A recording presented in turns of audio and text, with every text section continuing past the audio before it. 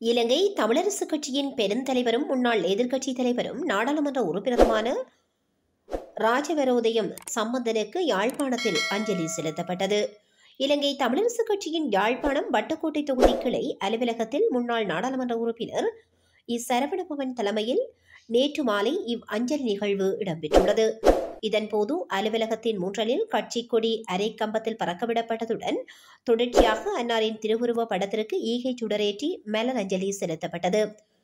இதன்பொழுது நாடாளுமன்ற முன்னாள் உறுப்பினர் ஈஸ்வரபாதம் சரவணபவன், முன்னாள் காரிநகர் பிரதேச சபை தவிசாளர் பாலச்சந்திரன், வலிகாமம் மேற்கு முன்னாள் தவிசாளர் நாகரஞ்சினி, முன்னாள் பிரதேச சபை உறுப்பினர்கள், கட்சியின் வட்டுக்கோட்டை தொகுதி மகளிர் அணி தொண்டர்கள் என பலரும் கலந்து கொண்டிருந்தனர்.